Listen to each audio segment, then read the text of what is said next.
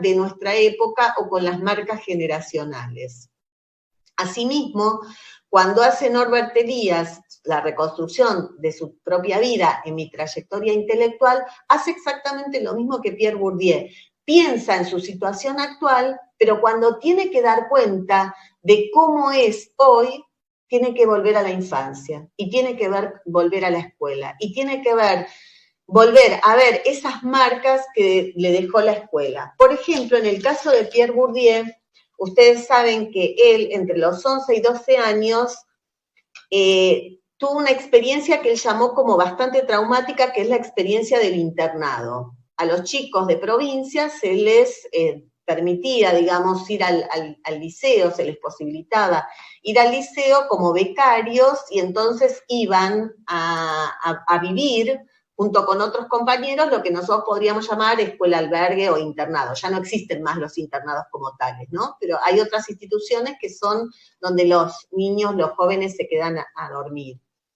Y entonces, ¿qué le pasó cuando recuerda a su experiencia en el internado y entonces se da cuenta de las marcas que dejó esta experiencia en el internado como sociólogo? Porque los temas que luego van a investigar tienen que ver con su experiencia en el internado, en la infancia. Quiere decir que uno elige de adulto cómo va a transitar un vínculo con el otro en función de experiencias pasadas y en función de las posibilidades que ha tenido de elaborarlas, ¿no? De ese tránsito. Entonces, Bourdieu, en la experiencia del internado en el liceo, nos cuenta que tenía 11 o 12 años y nadie con quien hablar o que lo pudiera comprender, que había mucha violencia en las interacciones, que adoptaban a menudo la forma de una especie de racismo de clase basado en el aspecto físico o en el apellido.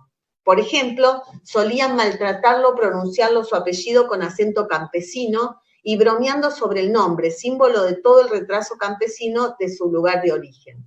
Fíjense que cuando uno recorre la obra de Pierre Bourdieu o la obra que ustedes elijan recorrer, piensen primero cuáles fueron sus experiencias pasadas, porque así nos vamos a dar cuenta de cuáles son las huellas de la infancia y las huellas de la escuela. Pierre Bourdieu entonces empieza a estudiar a partir de su experiencia del internado, que evidentemente la pasó bastante mal, donde lo bromeaban, donde incluso dice que en un momento que se pone a jugar al rugby porque era una manera de ser incluido, para evitar que su éxito escolar y la sospechosa docilidad que se le supone no le hiciera merecedor de la exclusión de la comunidad supuestamente viril del equipo deportivo, ¿no? Se mete a jugar deporte para que no consideraban que siendo un buen alumno, que era considerado homosexual en ese momento, un estigma, ¿no? No ser viril, o para muchos grupos, no ser hombre, ¿no? No tener esas cualidades adjudicadas al hombre en una sociedad patriarcal. Imagínense que entonces era otra forma de exclusión, no solamente porque era campesino, porque lo bromeaban como hablaba, sino además por esa condición de que era buen alumno. Entonces, Bourdieu termina justamente analizando, investigando cuáles son todos esos mecanismos simbólicos subjetivos de discriminación, de racismo, de violencia que se generan en la escuela y que explica mucho de lo que sucede en la trama escolar, precisamente porque él dice, haber sido un buen alumno tuvo un costo personal muy fuerte. Quiere decir que no siempre el éxito escolar va acompañado de una forma de autoestima que la escuela debería producir. Entonces, yo me pienso en muchos de los estudiantes que están ahora en sus casas, donde es el maestro el que trabaja estas cuestiones que tienen que ver con romper con los muros simbólicos entre un nosotros y un ellos, construye la idea de nosotros, un nosotros que albergue las diferencias, que, digamos, rompa con ciertas formas de racismo de clase, de racismo de género, de racismo del cuerpo.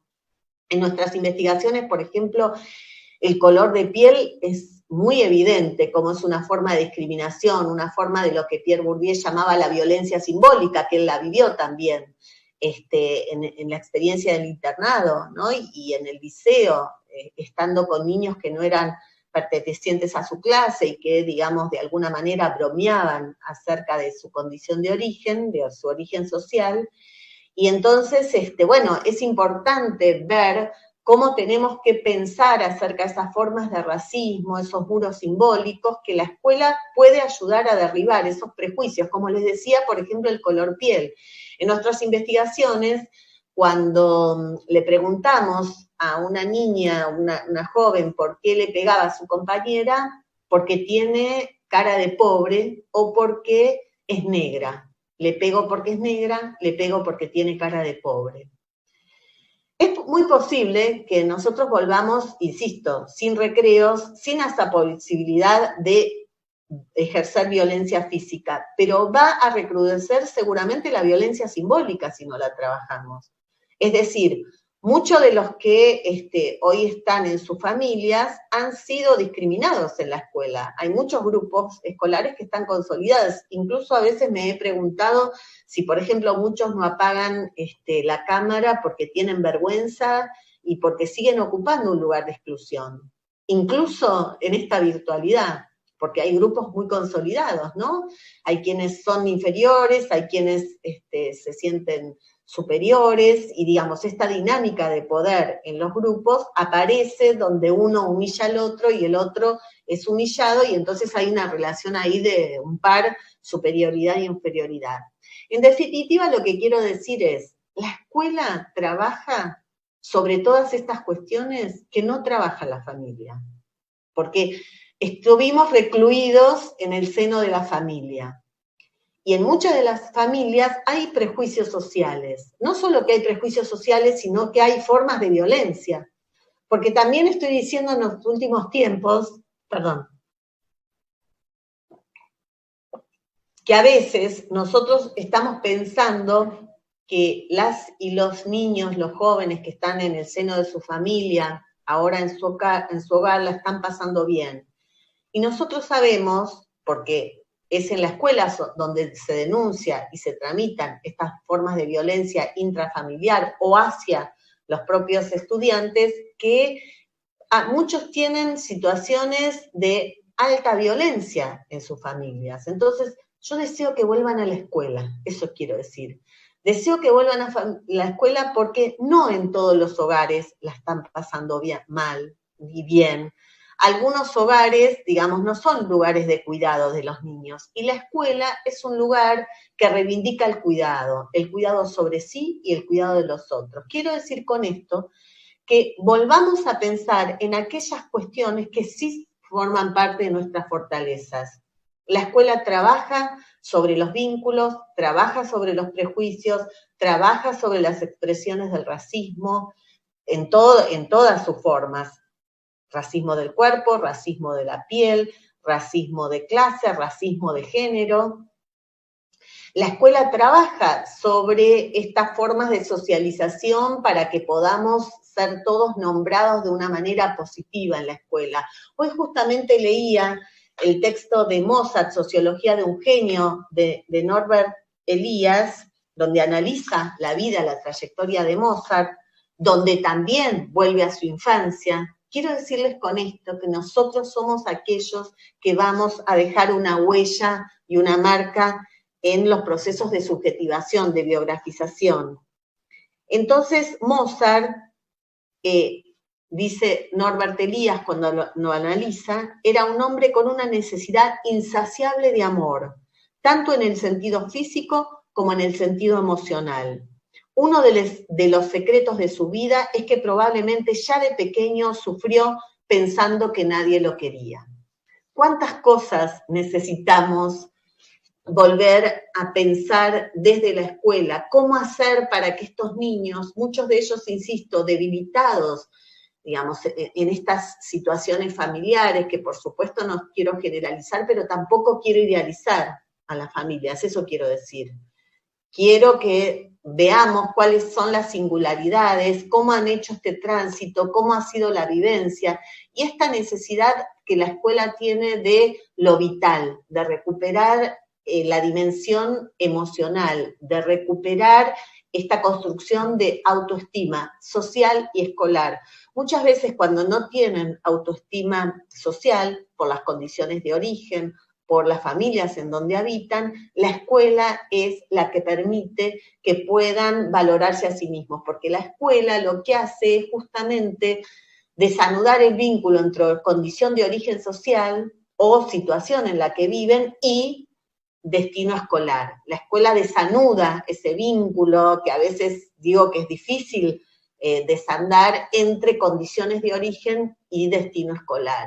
Y por lo tanto, entre algunas condiciones de origen que son de infancias sufridas, la escuela las torna en una infancia posible, en una infancia que trastoca, que transmuta esas condiciones, esas situaciones de sufrimiento, las hace posible para pensar otras trayectorias ligadas y vinculadas a lo vital.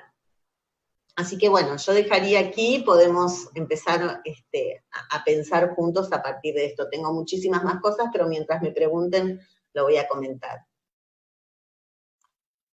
Bueno, muchas gracias, Karina. Muy interesante la charla. Te contamos que nos están siguiendo 700 compañeras y compañeros en las redes. Y bueno, vamos a tratar de contestar, bueno, algunas preguntas. No sé si vamos a llegar a todas. Lourdes, del nivel medio, pregunta: ¿qué puede la escuela respecto de las emociones? ¿Qué puede? ¿Qué puede la escuela? Bueno, ¿Qué puede una de hacer la las escuela con las cuestiones que, emociones? sí, yo creo que el orden social es de naturaleza afectiva. Es decir, las experiencias sociales nuestras, la trayectoria social, tiene un fundamento que es afectivo. Digamos, no, todos buscamos amor, todos buscamos ser aceptados. Lo que quise mostrar con algunos ejemplos es que justamente el sentimiento de exclusión es un sentimiento muy fuerte que a veces incluso expresa o se expresa como forma de violencia. Cuando los niños, cuando los jóvenes no son aceptados, no son reconocidos, no pueden decir yo soy yo a través de la mirada que le ofrecemos los adultos, porque hay algo que a mí me interesa específicamente señalar, que somos los maestros los que construimos una mirada hacia los estudiantes para que ellos puedan construir una autoimagen. Muchas veces esta autoimagen es deteriorada, como decía Goffman, en estigma, ¿no? Muchos niños portan ciertos estigmas por discapacidad, por cuestiones de género, por cuestiones de identidad étnica y demás, ¿no? Que en las sociedades están vistos como minimizados o como desvalorizados, como negativizados y construyen una identidad deteriorada. Entonces la escuela es aquella que permite a través del vínculo afectivo, que el vínculo afectivo tiene que ver con el reconocimiento del otro, con respetar al otro. Justamente el respeto es lo contrario a lo que a veces los adolescentes, por ejemplo, en nuestras investigaciones nos dicen, me rebajó con la mirada, ¿no? Me rebajó, me bajó, me hizo valer menos, me minimizó, me inferiorizó. Justamente lo que estaba intentando decir es que los sectores más vulnerables portan un sentimiento de inferioridad y de vergüenza, ¿no? Pero justamente porque es la sociedad la que les dice eso, esa condición que vos tenés es vista negativizada, es vergonzante. Y la escuela es la que permite reforzar esas formas de autoestima para que estos estudiantes sientan una autovalía escolar, es decir, lo que Bourdieu denominaba de alguna manera, puedan configurar un sentido de los límites, una idea de los límites subjetivos que no sea ajustado a los límites objetivos. Allí donde la sociedad te dice, vos no podés, la escuela te abre la posibilidad de extender esos límites, horizontes de posibilidad. La escuela construye horizontes de posibilidad y eso solo se puede construir si yo reivindico al otro, si yo reconozco al otro, si yo puedo comprender su situación, si yo puedo sacar de él y sacar adelante lo mejor que tiene y no reforzar aquellos elementos que justamente son negativizados por la sociedad. Bueno, Rosana dice, excelente doctora, mi pregunta es, ¿cómo habilitamos espacios que nos posibiliten no agudizar más la desigualdad que ha quedado develada en esta pandemia? Desde Cruz del Eje nos pregunta. A mí me parece, nivel superior. Gracias por la pregunta, porque es una cuestión que tenemos que pensar entre todos. Yo voy a dar algunas aproximaciones de lo que vengo pensando. Primero, no naturalizar la desigualdad. Primero, considerar que el orden desigual es injusto y que la escuela tiene como promesa la igualdad. La escuela es una institución pública estatal que sueña con una sociedad más igualitaria. Entonces, por un lado, que los niños, las niñas, nuestros estudiantes sepan que esa condición, que es la desigualdad, no es una condición natural y que es una situación que hay que, digamos, confrontarla, hay que resistirla, que hay lucha simbólica. Nosotros somos una institución de resistencia cultural.